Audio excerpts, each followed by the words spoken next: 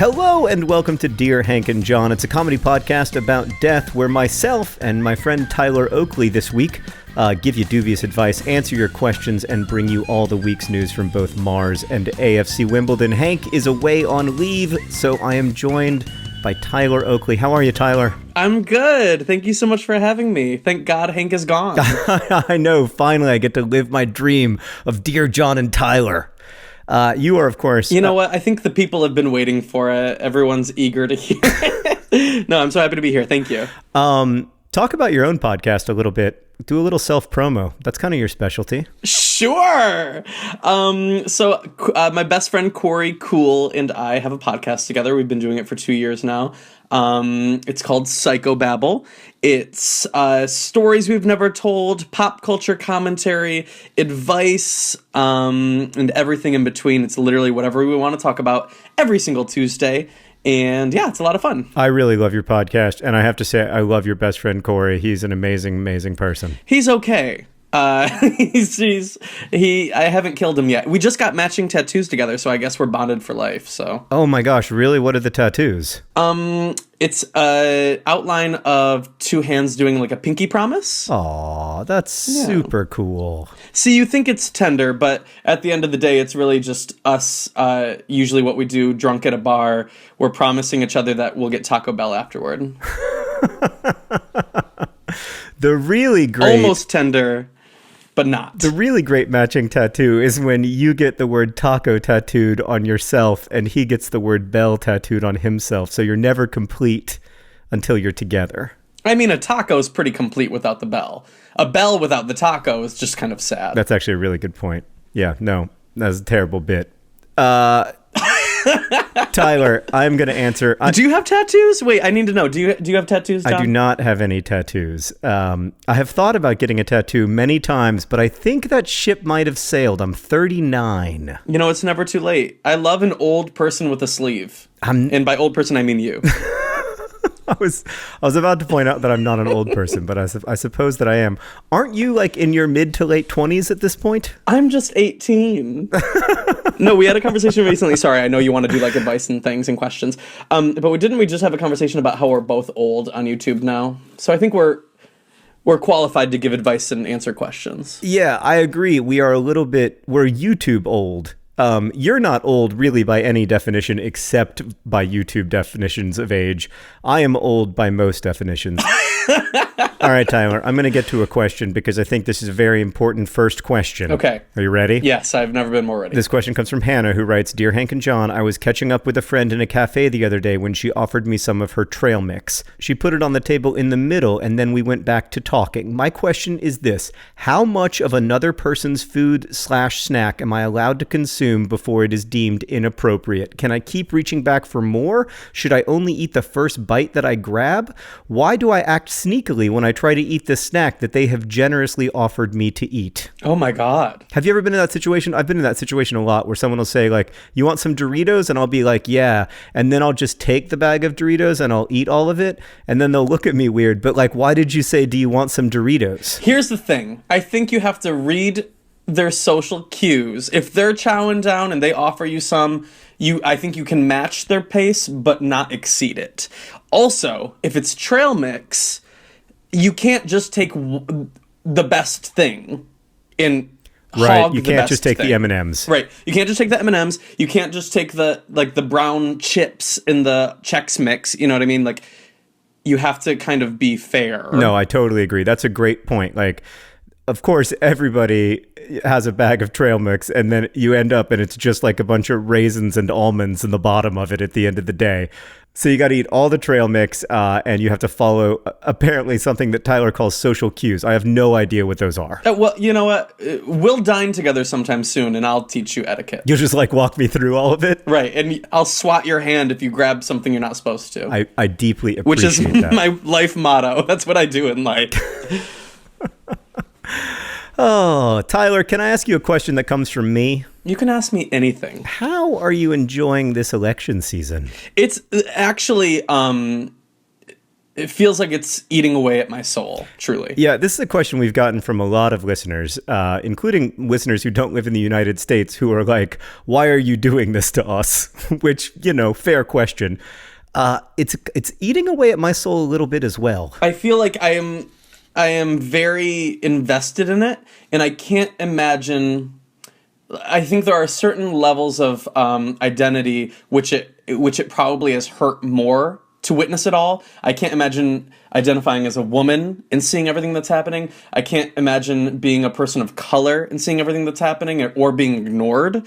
But as a gay man and as a millennial, or whatever I might identify, a millennial, it has been shocking to witness and embarrassing to accept as our reality. Yeah, it's really, really hard to accept as our reality. And I just hope, I keep kind of hoping that somehow it's going to magically end on the morning of November 9th. And I don't know if that's going to prove to be true, but it has been this weird, very intense, I think largely unprecedented moment in American history. There's never been political divisiveness like this, at least not in the 20th or 21st century. We've never seen a candidate anything like Trump calling into question the legitimacy of the election, making statements that undermine the fundamental political institutions of the United States. I mean, putting aside policy, that stuff is, to me, pretty terrifying. And it's just a reminder, this whole thing has reminded me that American history is quite short. This is all quite new, and it's all a little fragile, Totally. I mean, the amount of people that can sweep aside or not care about the unprecedented things that are happening in this election, like somebody saying that they might not accept the results, like that's a pretty big deal. And that's a huge deal. I mean, it really is. There is no precedent for that, at least not since the Civil War. And that is a huge deal. I was just watching the Hamilton documentary that was on PBS.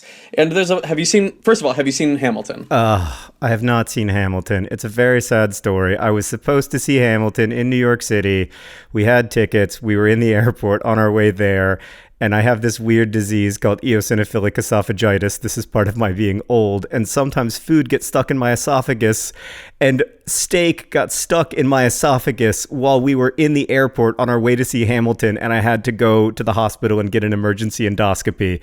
And it's just the worst. Anyway, I will see it soon, but I've not seen it. But I have listened to the soundtrack literally 500 times. So you're familiar with One Last Time, the song about George Washington stepping away and kind of setting a precedent for a two-term system, allowing a country to move on past its first leader.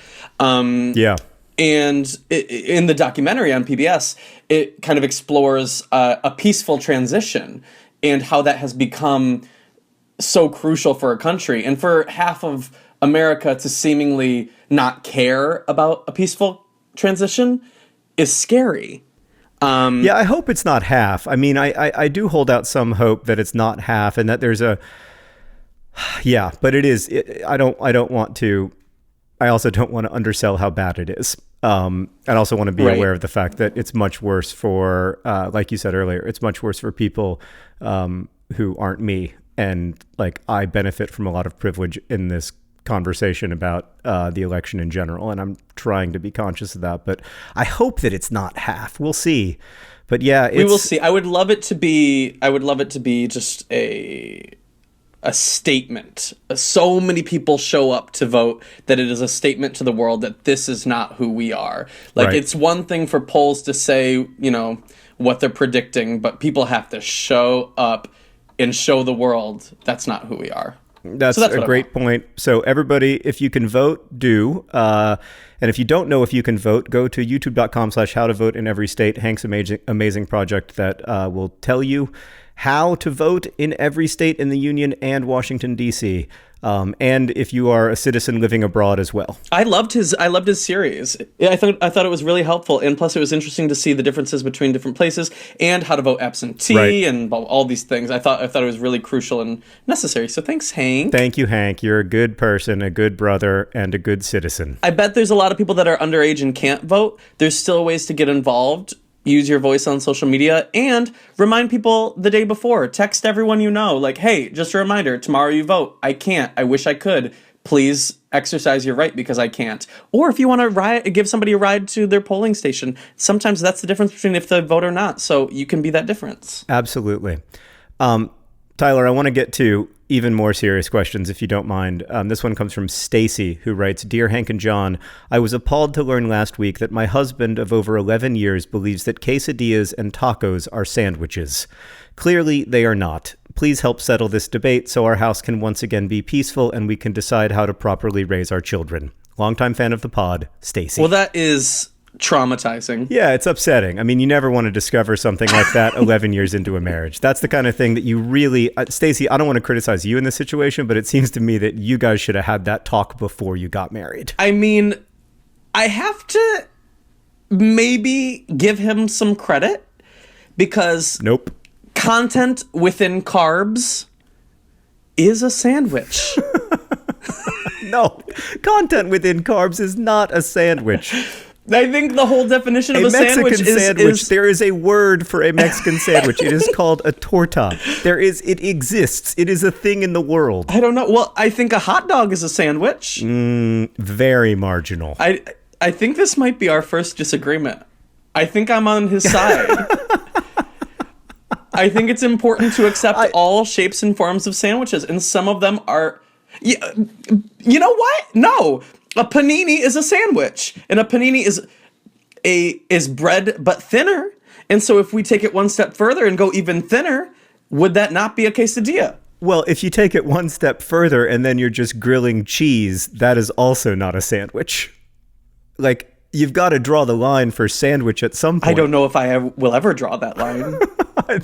I've got to say, in my opinion, and I guess the answer here, Stacey, is that if Tyler and I are able to maintain our friendship in spite of Tyler's ridiculous statement that a quesadilla is somehow a sandwich, I think that you and your husband can probably figure it out and make it work. And I have absolute confidence in you, but Tyler is wrong on this one. Stacey, I don't think John and I will ever recover. So divorce is an option. That's right. I mean, you've got to keep all your options on the table, Stacey.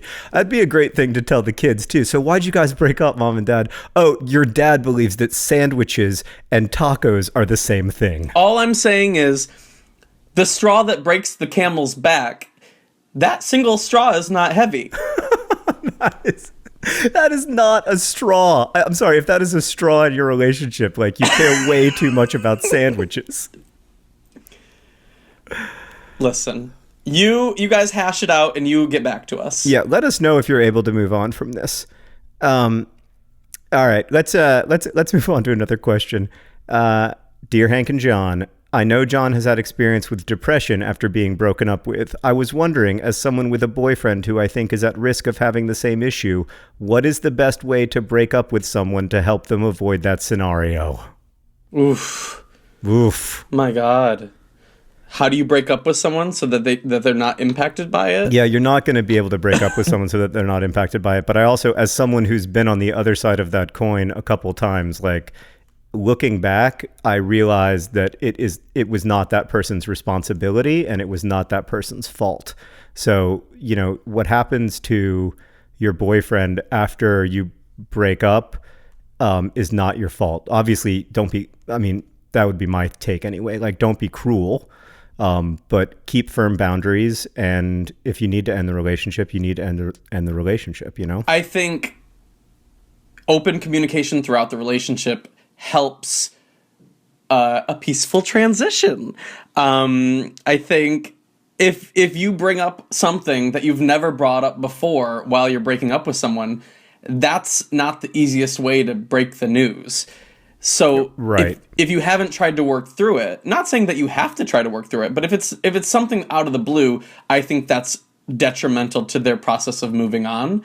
I think also if you commit to breaking up with someone, commit to it. You can't be wishy-washy. You can't offer, maybe someday in the future we might get back together. Like, that really messes with someone and their ability to move on. It's so hard to do that, but you're right. I mean, this is all good advice, but it's really hard to do. I was recently dumped. Not recently. No. In the grand scheme of my life recently. And one thing that I was really grateful for was he said, I just don't see us ever being a thing.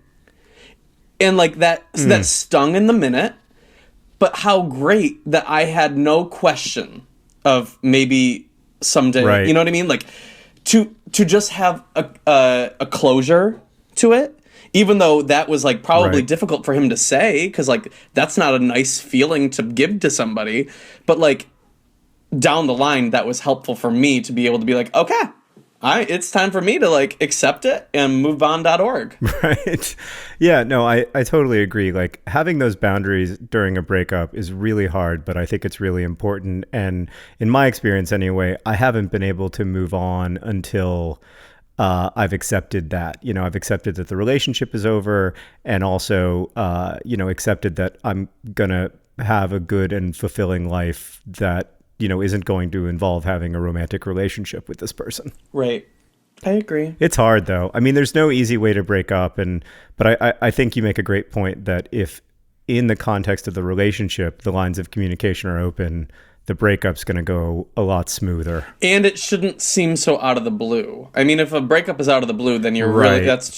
I don't think that's the most kosher way to go about it. I totally agree. Yeah. I mean, that should be part of the lines of communication in a relationship being open. I've never been surprised by a breakup, which speaks highly of the people I've dated. Usually when Hank has a special guest, by the way, Tyler, like it's all fun and games. Like Flula was on an episode, and like you and I we're just diving deep. That's okay with me.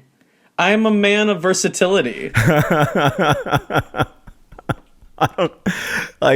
down. This is what I would do every week. I would just go straight for the jugular. But yeah, there's no easy way to break up. I got another dating question for you, Tyler. Comes from Liz. I mean, all I can think of with you saying straight for the jugular is the piece of steak stuck. So be careful. The piece of steak stuck in my esophagus. I mean, I don't want to gross you out, but like the worst part about this when it happens, like the steak getting stuck in my esophagus, is that I can't swallow water. Like I can't swallow my own spit even. So I just like puke up my own spit every 3 or 4 minutes for hours until I finally get this endoscopy done. It was super annoying. What?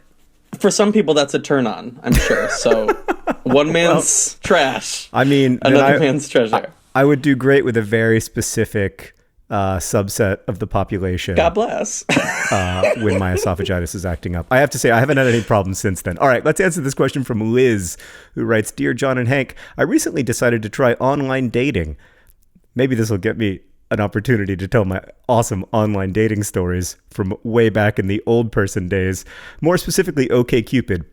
One thing I like about it is that you answer a bunch of questions and then they do fancy calculations to determine how much of a match you are with other users. The idea is that more is better, but is it really a good idea to be with someone who's a 98% match? Aren't you then two alike? On the other side, I feel pretty confident that I won't hit it off with someone who's a 50% match, but then what should be my minimum threshold to consider meeting someone? What range of match percentage is actually the ideal amount? I mean, I, at one point in my life, was on OK Cupid, and I found no success. I found it to be accurately named Just Okay. For me, though, if you're looking at percentage, like, sure, you can agree that you both want a dog. Sure, you can agree that you both love a cookout. But, like... Right. Are any questions really going to accurately detect sense of humor or personality, like... Just right. A sense of charm, you feeling butterflies. Like, I don't know if I could ever boil down a successful relationship to a handful of questions, let alone 200 questions. I think over the course of a few dates, you'll go through many more than that. And some of those things like are not deal breakers. So I don't know if on OK Cupid you can weight the importance of a question or if it weights it for you.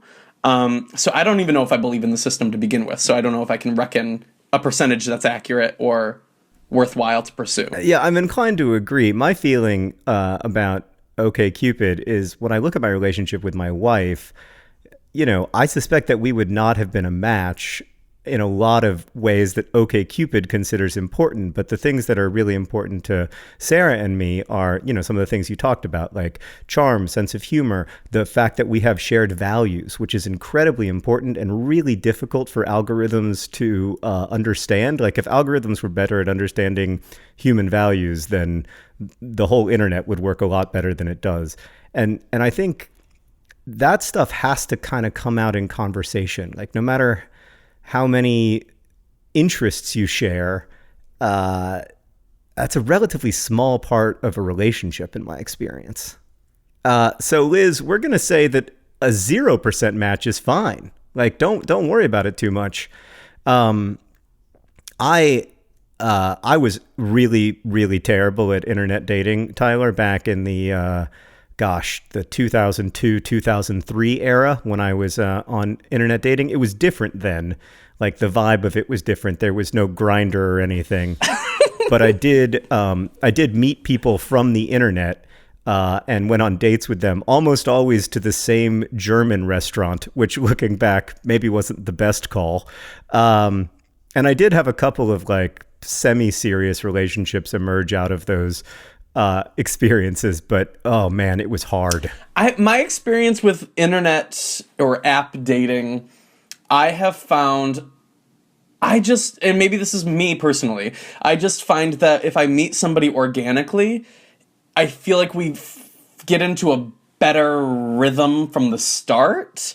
I feel like if you're on the internet learning everything about somebody, it's a curated amount of what they want to share and who they want to be perceived as. And sometimes that really messes with it, maybe the accuracy of the match, especially in a system of like sending 5 pictures and that's what represents you. 5 pictures that I might pick for myself might not be the 5 pictures my soulmate might think represent me. Right. You know what I mean? Like, right, totally. And when you meet somebody organically, you're seeing them as a fully fledged human and how their mannerisms come into play. And maybe that doesn't translate on, I don't know, in a digital space. So I take the presentation of a human on a social media app or on OK Cupid as a grain of salt. I mean, it's who they want to be and it's what they think they are. That has no relation to how you would perceive them in a romantic sense. So can I tell you a story that will make me seem super crazy old? Yes. Does it start with does it start with a Yahoo Chats chat room? Oh, Tyler. It occurs long before Yahoo Chats. Oh, no. So back in 1992, my dad brought home CompuServe from like a store because that's where you bought the internet back then. And I started using the internet. For context, I was 3 years old right then. That's great to hear. I was a teenager. I was like 13 or 14, 15 maybe. Okay. And I started using the internet to talk to people, mostly other students in these forums where we would use our real names. There were no screen names yet or anything like that. And it was all text-based. There were no pictures on the internet at that time. Like the thought of downloading a picture, it was just like, well, that's like $200 of internet time to download a single picture. So it was just off the radar. I started talking to this young woman that summer, a really fascinating, smart kid about my age, and we continued to talk for off and on for about 3 years. We talked sometimes on the phone, but usually just on the internet. And at no point did we exchange any pictures. It was just not, it wasn't even within the culture of the internet to exchange pictures. And when we finally met in, I guess it was October of 1996, I had never seen her before when I drove across the country to Maryland to meet her. Oh my God. No. I had never seen a single picture of her, and I drove across the country to meet her, and I mean, it was truly love at first sight, and we dated very, very happily for many years, and we had a wonderful relationship, despite having never seen pictures of each other when we met 3 years after we started talking. Wow. That's insane. I know, isn't that weird? Yeah. It didn't seem weird at the time. Well, in hindsight, I'm like, girl, you're getting catfished. As somebody who has hosted an episode of Catfished, this is not looking good for you. I'm like waiting for you to show up and it's like me or like an old man. No. Wow. No, she was lovely. She's doing great too. I dated... It didn't work out, obviously. I dated when I was maybe in middle school in a video game I used to play. And we used to hunt together. It was like an MMORPG. And we would go like hunting. We would be on the same like video game schedule, like playing. Even in the game, we got married. And I never saw what she looked like. I like had a crush on her. I guess just like the concept of her personality. All right, Tyler, we've got a question that comes from Aliana, and I apologize, Aliana, if I am mispronouncing your name, although in the context of your question, it's sort of appropriate for me to mispronounce your name. She writes, Dear Hank and John, I'm currently a probie in my new job, which means I have to learn everyone's names. This gives me anxiety since I'm not good at remembering names, and I don't want to offend anybody by getting their names wrong. Do you have any advice on how I can easily remember the names of my new coworkers? Thank you in advance. Oh my God, this is me. This is, I would love any advice. I am so bad at names. Even if I'm positive about somebody's name, I am so insecure about it that I don't trust my own gut. 100%. I have a friend, a legitimate friend, and I know that his name is David, but when the time comes to pull the trigger, I can never do it. Are we the same human? Because there's just a little part of me that's like, is it David or could it be Davis? On every red carpet, I think I know who a celebrity is. And as they approach, I'm like, hey, girl. Well, because it's so risky. I mean, hitting the wrong name is such an epic disaster. And just saying hello is such a relatively small thing. But if you say the wrong name of a celebrity, first off, Tyler, I mean, you and I are both, let's face it, C-listers? I'll take it. I would be delighted to be a C-lister. And so you know from experience that when someone calls you by the wrong name, it does rather set the conversation off on the wrong foot. Well, not for me. I think I am very eager to forgive based on how they go about the situation. Like, if they're genuinely embarrassed, then I'm like, it is literally no problem. My biggest fear is always when I'm meeting somebody and I say, it's nice to meet you, and they've said, oh, we've met before. I'm like, yeah. I think that sets... That's why I never correct someone. If I know I've met them before, I never want to make that correction because right. What's it going to do other than make them feel terrible? Right. Right, exactly. So as far as trying to remember somebody's name, to answer the question, remember in... what's that movie? House Bunny or something? With Anna Faris? We can't remember the name of it. I think it's... What movie? House Bunny. I think with Anna Faris. Listen, there's a character. Anna Faris is meeting these new people, and to remember all their names, they say, oh, hi, my name is Joanne. And she says, Joanne. And that's how she remembers their name. It's the most iconic scene from the movie. So maybe that can be a way you can do it. That's a really, really good idea. So you just pronounce their names back to them in a low growl. And you will find that in addition to remembering everyone's names, you will meet fewer and fewer people as your life goes on. I actually have a genuine piece of advice for this question, though. What I do is I ask them how they spell it.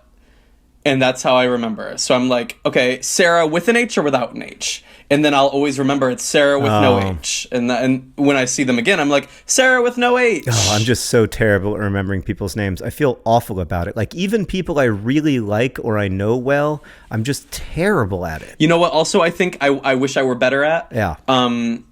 Once you meet them, once they tell you their name, repeat it back to them within that conversation an obscene amount of times, more than seems normal or necessary, and I think you're more likely to remember it.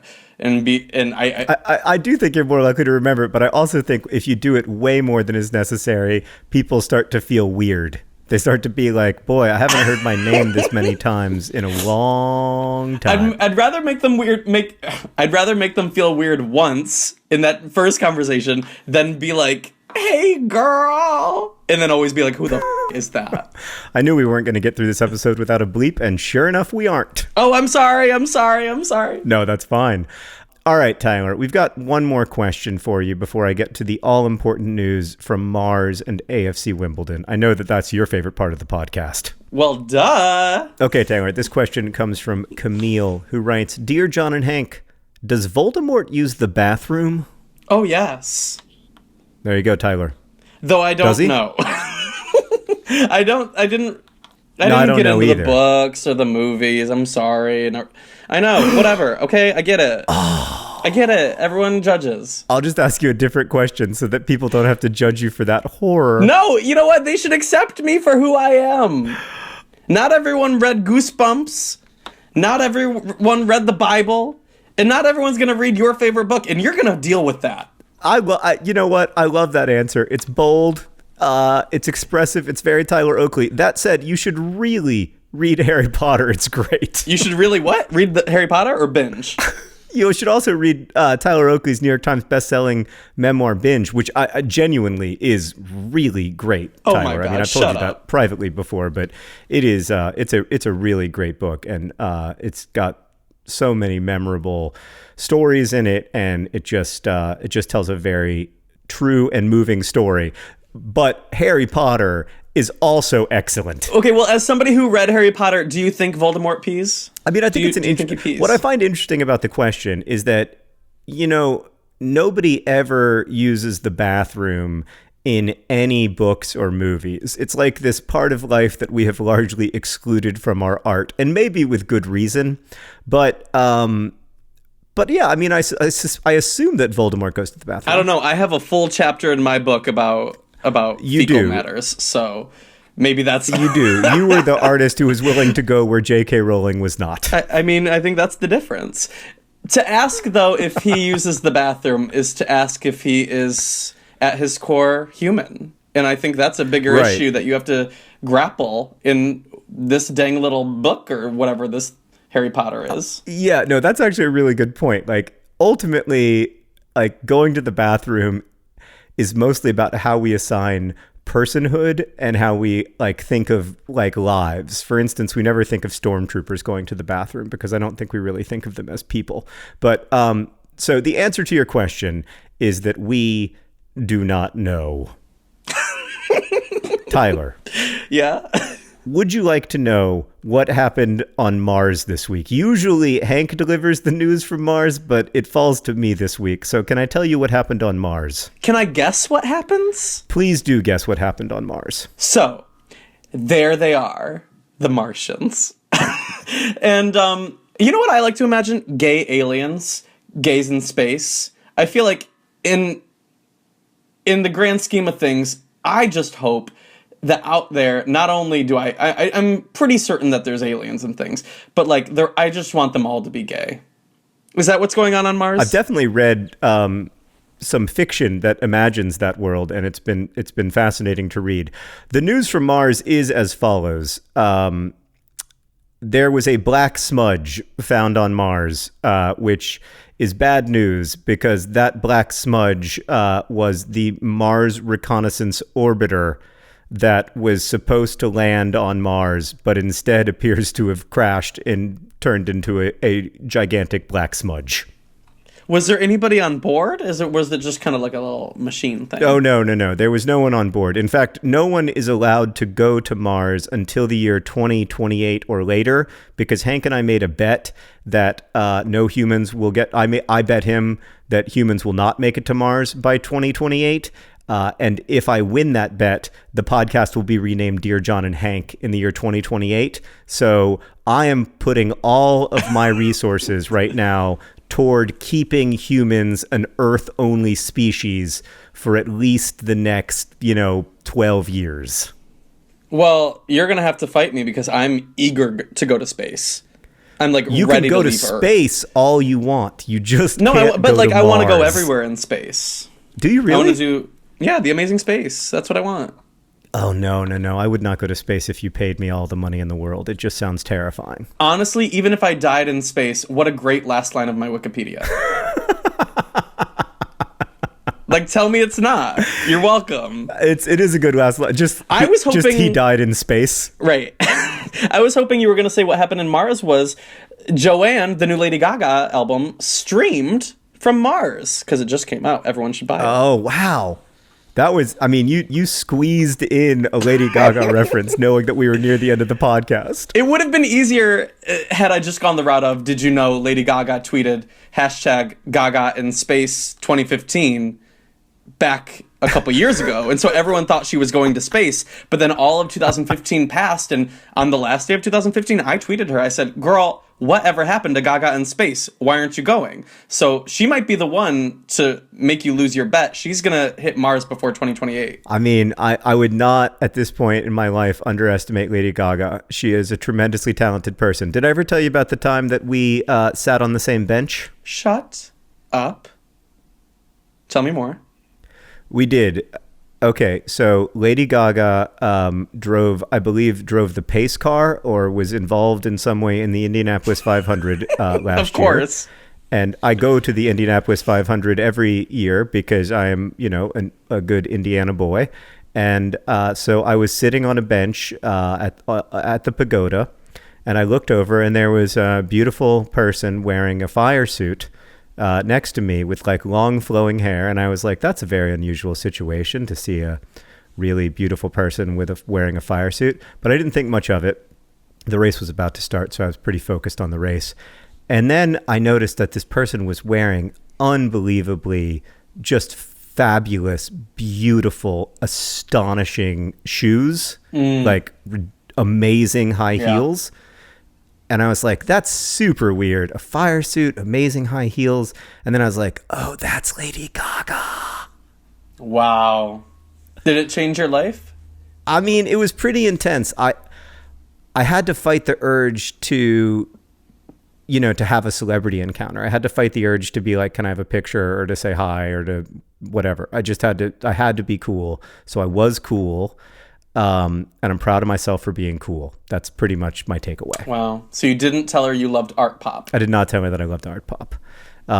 If I had told her anything, honestly, Tyler, if I had said anything to Lady Gaga, it probably would have been, my friend Tyler is actually and literally your biggest fan. Wait, literally? Size-wise? All right, we're moving on to the news from AFC Wimbledon. Tyler, since you may not be familiar with AFC Wimbledon, they are a football club currently playing in the third tier of English football in South London, and we sponsor them. Well, are you their actual and literal biggest fan? I might be their biggest fan. For context, okay.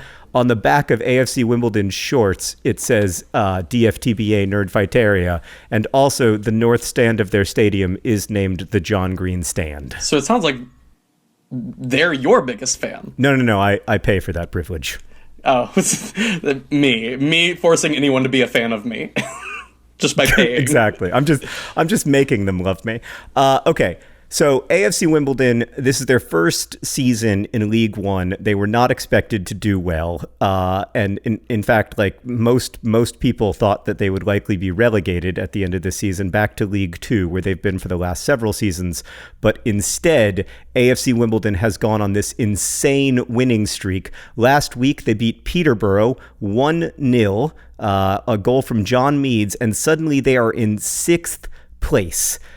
In the table out of 24 teams. They are in sixth place, which is also the last playoff spot. So if the season were to end today, which it won't because there's still, like 31 games to play, they would finish in the playoffs. There's a long, long way to go, but that is very exciting, and nobody could have predicted this level of success. So I am stoked. I kind of saw it coming. I saw it within them. So when you say nobody could have predicted, it's kind of an insult to my, I'm sorry. knowledge. I appreciate the faith that you have in AFC Wimbledon. At the start of every season, I say that all I want in the world is for them to finish 19th in their league, whatever that league is, so that they don't get relegated to the league below. But yeah, you're right. You have faith in AFC Wimbledon that I don't have, and that's probably what makes you, in the end, the bigger fan. Mm-hmm, mm-hmm. Oh, man. I'm so excited for AFC Wimbledon, though, Tyler. It's like, it's just, it's just, I can't even explain it with words how cool this is. So that is the news from Mars and AFC Wimbledon. I apologize for geeking out. I'm just really, really excited. I'm not going to lie about it. I'm not going to hide my enthusiasm. This is who I am. AFC Wimbledon are nestled near the top of the table, right between Bristol Rovers and Port Vale, and I am psyched. Listen, I get it. This is exactly how I feel when a Carly Rae Jepsen single is climbing the charts. It's the same emotion. Oh, that's awesome. Tyler, thank you so much for podding with me today. I really appreciate it. It was so much fun. This podcast is edited by Nicholas Jenkins. Rosianna Hulse-Rojas helps us out with questions. Victoria Bongiorno does social media and many other things. Our theme music is by the brilliant and amazing YouTuber Gunnarola. Look him up on YouTube. Tyler, thank you again, and thanks to everyone for listening. Oh, you can email us at hankandjohn@gmail.com, and you can also follow Tyler on various social media. Aren't you mostly just Tyler Oakley? I am Tyler Oakley. Anywhere you can search, you may find me. All right.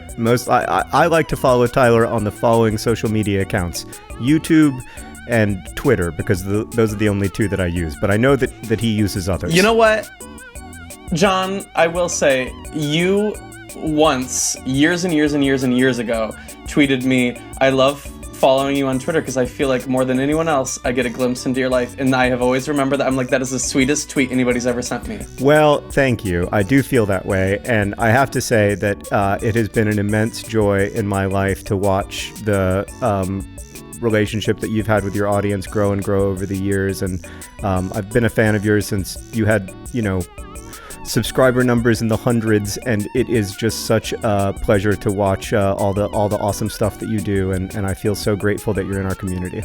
Shut up. Likewise, I guess. All right. Well, thanks again for podding with me. Thanks to everyone for listening, and as we say in my hometown, don't forget to be awesome. Bye, everyone. Love you.